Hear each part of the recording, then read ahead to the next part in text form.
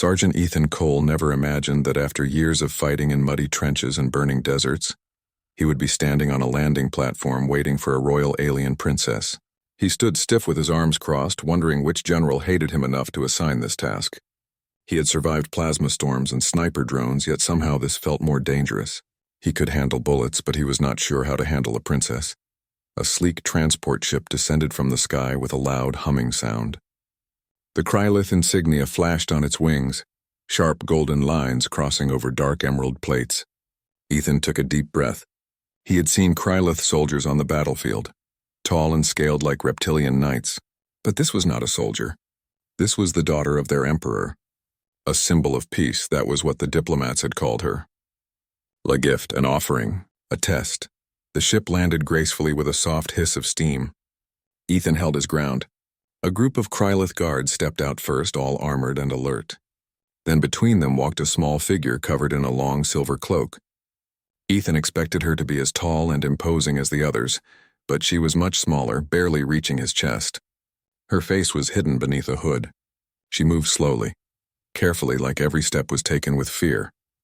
One of the Krylith guards spoke in a cold, metallic voice. "We present Princess Sira of the Krylith Empire. From this moment, she is under human protection. If she is harmed, our alliance ends." Ethan nodded. "No harm will come to her." The guard gave him a deep glare as if warning him personally. Then the guards returned to their ship without another word. The ramp closed and the transport lifted off into the sky, leaving Ethan alone with the princess.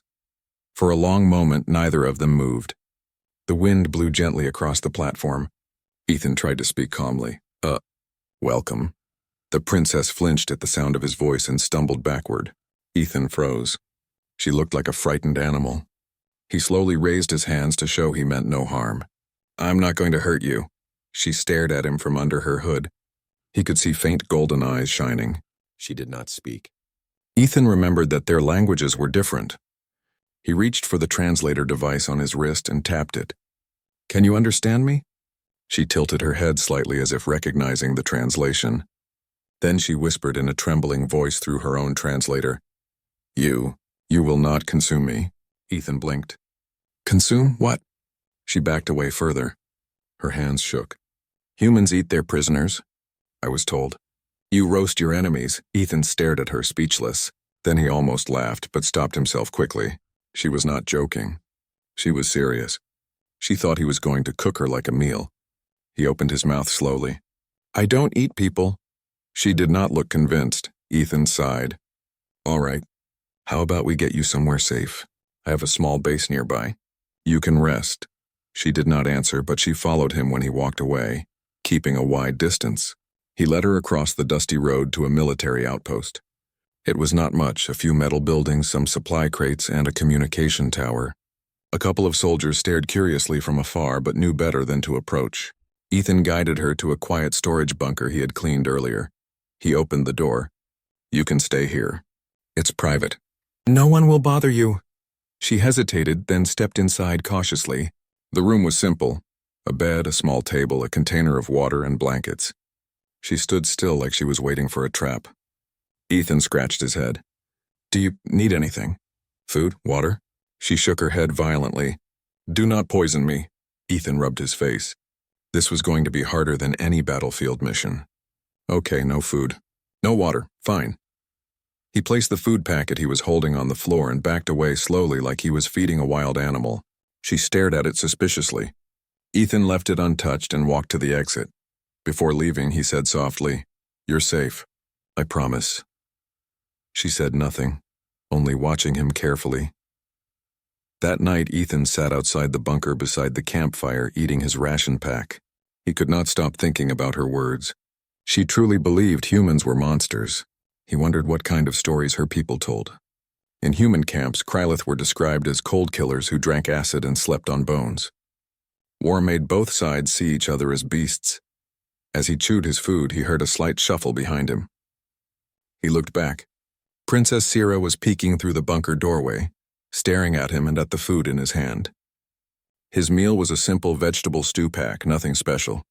She looked confused, like she expected to see something else, like maybe him chewing on a leg. Ethan lifted the pack slightly. "See, just vegetables." No meat. Want some? She immediately retreated inside and shut the door loudly. Ethan sighed again. Right. That went well. The next morning, Ethan brought her another food pack and set it near her door. She watched from a distance, not touching it. He did not push. He went about his tasks, repairing equipment and writing reports. Sometimes he caught her watching him secretly, always from far away, always ready to run. Later in the afternoon, Ethan decided to try something else. He walked a little closer to the bunker and sat down outside where she could see him. He placed his weapon on the ground beside him so she knew he was unarmed. Then he started carving a piece of wood with his knife. It was something he did to relax, making little figures. After a while, he realized the door creaked slightly open. He did not look up.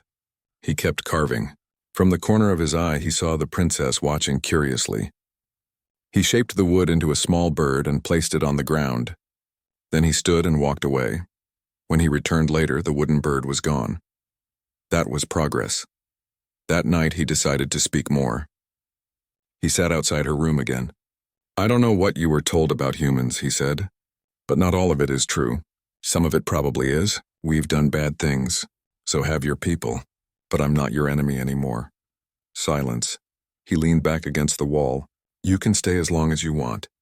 I won't force you to eat anything. And I won't harm you. That's a promise. There was a long pause. Then unexpectedly, her voice came softly through the translator. Why, were you chosen? Ethan smiled slightly. She was finally speaking. Honestly, I don't know. Maybe they thought I looked friendly. She peeked out of the doorway slowly. You look dangerous. Ethan raised an eyebrow. Thanks. She stepped out fully this time, still keeping distance. She pointed at his scars. You have fought many battles. Too many, Ethan said quietly. She studied him carefully. Do you hate my people? Ethan thought about it. I hated the war, but that's different. I don't hate you. She looked down at the ground. Her hands trembled slightly. It was clear she was still afraid, but curiosity was slowly defeating fear. Ethan stood. I'll sleep outside. You take the bed. If you need anything, just knock. She looked surprised. You will not stay inside to watch me? Do I need to?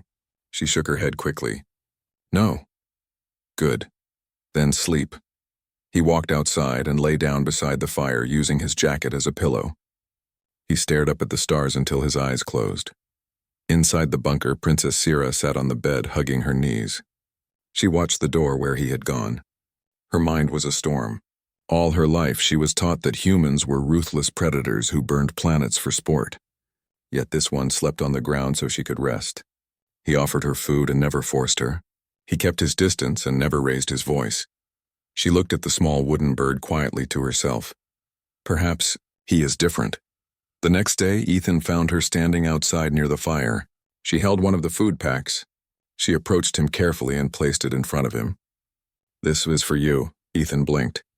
You're giving it back? She shook her head. No, Share, Ethan smiled. All right, let's share. He opened the pack and scooped some stew. He offered it to her with the spoon. She hesitated but slowly took it. She tasted a small bit and blinked in surprise. It is not poisoned. Told you, Ethan said with a grin. She took another bite, more relaxed this time. Ethan felt a sense of relief. Progress again. As they ate quietly, the peaceful moment was suddenly cut short by distant footsteps. Ethan stood immediately alert. He grabbed his weapon. Princess Sira froze in fear. 3 human soldiers approached with cold expressions. One of them, a tall man named Corporal Vance, looked at Sira with disgust. So this is the lizard princess, he sneered. Did she lay eggs yet? Princess Sira flinched. Ethan stepped forward. Back off, Vance, Vance scoffed. Come on, Ethan, why are we protecting them? They killed our men. We should send her back in pieces. Princess Sira backed away, trembling. Ethan stood firmly between her and the soldiers. Leave, Vance frowned. What, you care about her now? Ethan's voice was calm but sharp. She's under my protection. You touch her, you answer to me. The other soldiers hesitated. Vance glared, then spat on the ground. One day she'll show her true colors. Don't say I didn't warn you. They walked away. Ethan turned to Sira. She was still shaking. Her eyes were wide. He softened his voice. It's okay.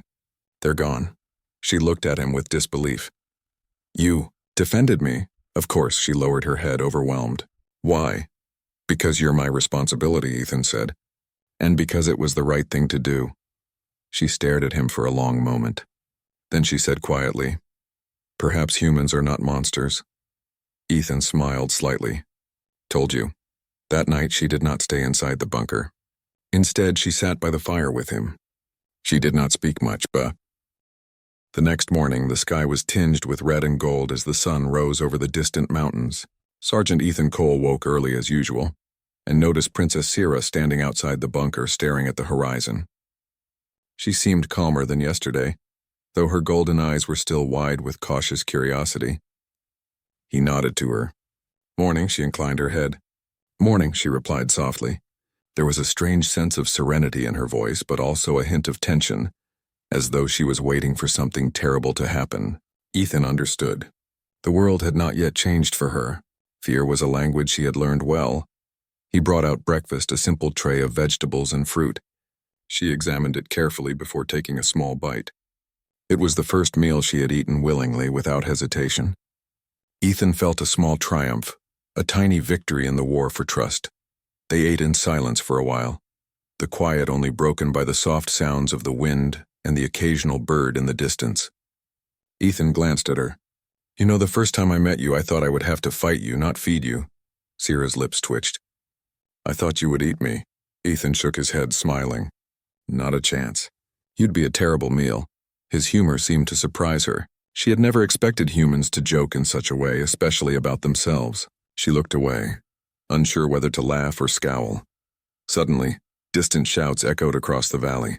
Ethan stood immediately, his hand on his weapon. Sira froze, her body stiffening. Ethan motioned for her to stay calm. Stay close. Don't move. A small squad of Krylith warriors appeared on the ridge, descending swiftly toward them. They were the rogue group that had opposed the peace treaty. Their leader, a massive Krylith with jagged scales and piercing eyes, barked orders in a language Sira understood perfectly. Her body trembled. She had expected these warriors to protect her, not attack her protector. Ethan stepped forward. Princess, stay behind me. I'll handle this. Her instincts screamed at her to run, but she could not leave him. Somehow he had become her anchor in a world of fear. Slowly she stepped behind him, her small hands clutching the wooden carving knife she had used yesterday for practice. She felt almost ridiculous, but she could not just stand by. The Krylith warriors raised their weapons, ready to capture the princess. One of them shouted something harsh, pointing directly at Ethan. Hand her over! Ethan lifted his rifle slightly, then lowered it again. He did not want to shoot unless he had no choice. You're not taking her, he said firmly. I won't allow it. One of the rogue Krylith moved faster than the others, leaping forward with a jagged blade aimed at Ethan.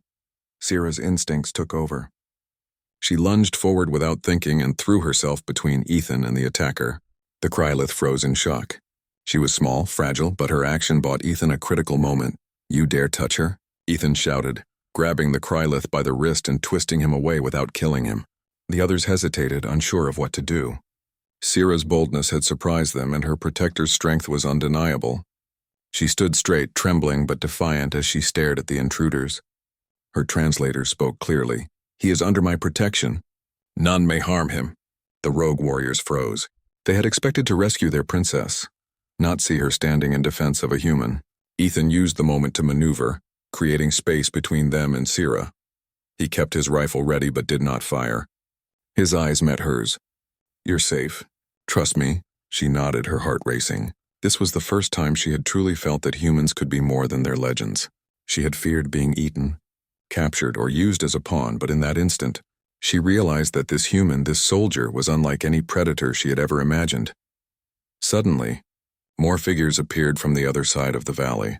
It was an anti-alien human militia, a group that had refused to accept the peace treaty. They pointed their weapons at Ethan and Sira. One of their leaders shouted, "Drop the princess, or you're finished!" Sira froze again, terror flashing across her face. Ethan stood in front of her, raising his hands to the humans. Back off!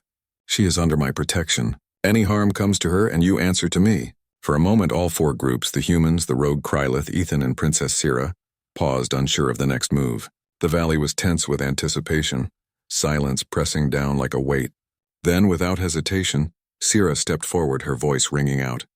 I am no hostage. I choose to stand with him. He is not my enemy, and he is not yours. The word stunned everyone. Ethan felt a surge of pride. The princess, small and seemingly delicate, had just declared herself in alliance with him. Her courage was unexpected but powerful. The rogue Krylith hesitated. The anti-alien humans blinked in disbelief. Sira did not flinch. She stood tall, eyes blazing as though her small body carried the authority of a queen. Ethan lowered his weapon slightly, keeping his stance protective. You see? He said quietly to her. They have to listen now. The Krylith leader growled, then backed down.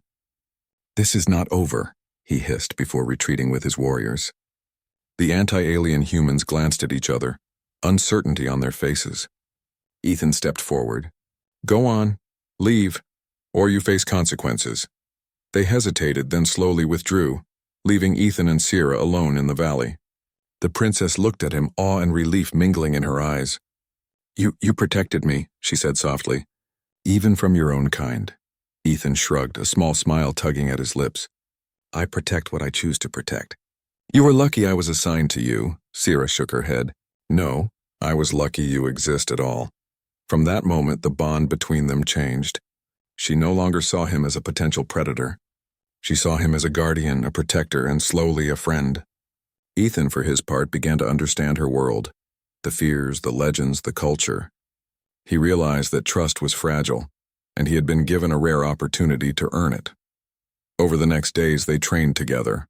Ethan taught Sira basic survival skills, how to move quietly, how to identify edible plants, and how to defend herself with simple weapons. At first, she struggled, trembling at every shadow, her movements cautious. But gradually, she became more confident. Her reactions were faster, her eyes sharper, and her instincts honed. It was not long before she could handle a simple weapon better than many soldiers Ethan had trained. In the evenings, they shared stories. Ethan told her about his childhood, the wars he had fought, and the planets he had visited. Sira told him about her people, the traditions she had grown up with, and the stories of human monsters she had been taught to fear. Slowly, laughter began to enter their conversations. It was awkward at first, but genuine. The firelight cast dancing shadows, and they began to see each other not as enemies, but as individuals with shared hopes and fears.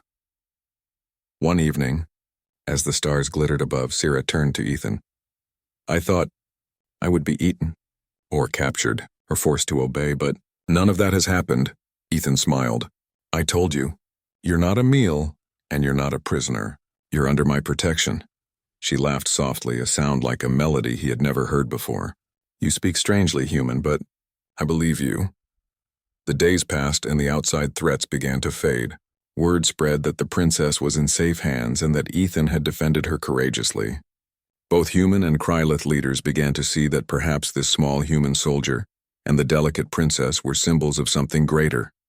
Cooperation, trust, and a chance for lasting peace. Then, one evening, a scout arrived with urgent news. A larger force of rogue Krylith warriors was approaching, planning to reclaim the princess. Ethan and Sira had no time to hesitate. They gathered supplies, sharpened their weapons, and prepared for what could be the most dangerous challenge yet. As they stood side by side, ready to face the threat together, Sira whispered, I trust you. Ethan glanced at her. And I trust you. Stay close and we'll get through this. The rogue warriors charged at dawn. Ethan and Sira moved as one, communicating without words, reading each other's movements. She had grown strong and agile, surprising even Ethan with her quick reflexes. Together they outmaneuvered their attackers, using the terrain to their advantage. The princess was no longer a frightened girl. She was a warrior who fought beside him. The battle was intense but brief. Ethan's strategies and Sira's courage turned the tide. When the last rogue Krylith fell back, exhausted and defeated, Ethan lowered his weapon and turned to Sira. She was breathing heavily, her golden eyes shining with adrenaline and relief. You did well, he said simply. You protected me, she replied, smiling faintly. And I helped, Ethan laughed quietly. We helped each other. That's how it works. For the first time since her arrival, Sira felt truly free. She no longer feared him, no longer believed she was a meal or a pawn. She realized that humans were not the monsters her stories had painted. They could be strong, kind, and brave. She had found a protector, a friend, and perhaps something more. As the sun set behind the mountains, casting a warm glow over the valley, Ethan and Sierra sat by the fire. They shared a simple meal, laughing and talking quietly. The bond forged in fear and battle had grown into trust and respect. The princess no longer feared the human soldier. Instead, she saw a companion who had shown her courage, kindness, and honor. And for Ethan, the once lonely soldier, life had changed forever. He had not only survived another war but had found an unexpected,